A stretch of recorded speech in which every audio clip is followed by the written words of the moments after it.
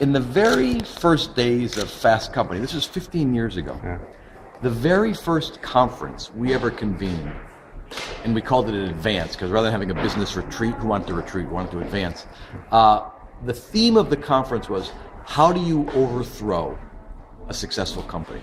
And it wasn't about, internet hotshots wanting to take on the establishment. It was leaders of big established companies that had been around for decades or 150 years in the case of Nokia.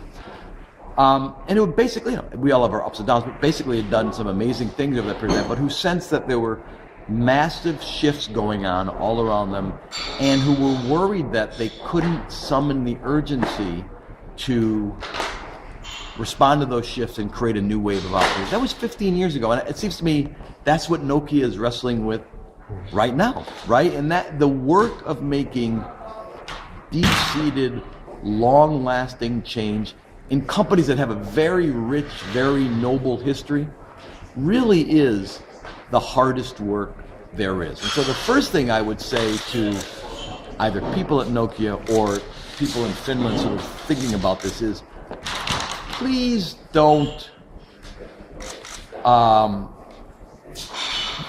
in some sense say, oh, they should have seen these changes coming, or don't minimize how hard it is to take a hugely successful company and go from one era of markets and technology into a new era. Lots and lots of companies have wrestled with this struggle. Lots of them don't wrestle with it successfully, but if you look at IBM, for example, you look at Apple, how many years ago was it that Michael Dell, the founder of Dell Computer, was asked about, this is probably about 15 years ago, Apple and Steve Jobs, and he said, if you were Steve Jobs, what would you do with Apple?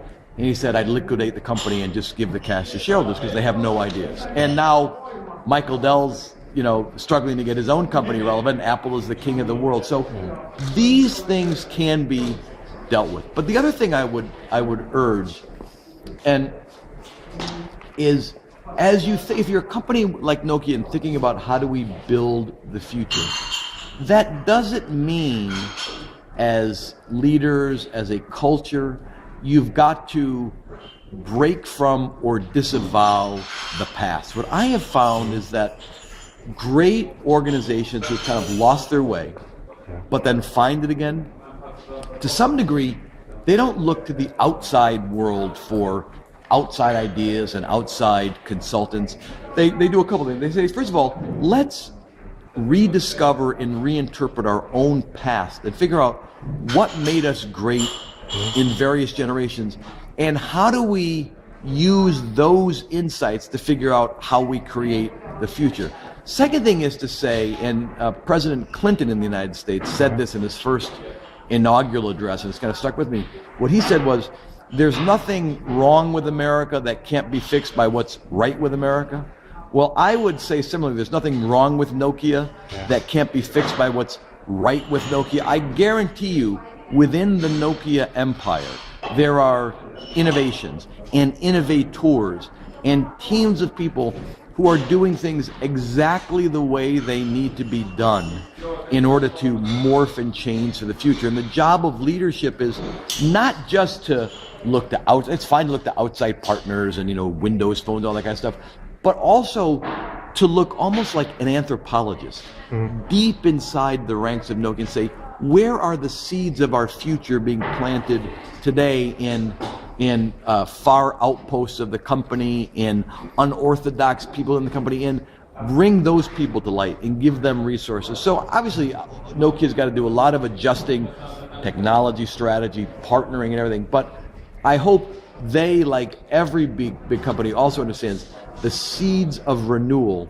already exist. And when you have so many smart people who've been so creative for so long, in many respects, if you unleash them, big companies like Nokia and Microsoft and Apple, they get very concerned about kind of market power, what we control.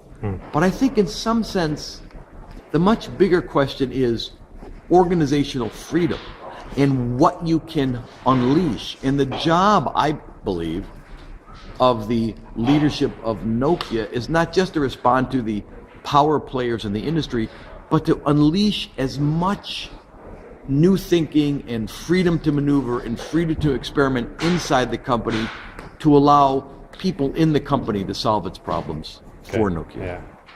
Okay, thank you. Great. May I just one more, Yes. then I leave you. Yeah. You have, there was some quite nice stories in Fast Company about Finland. Did you ever come to Finland to write something about? Well, I've been to Finland many times.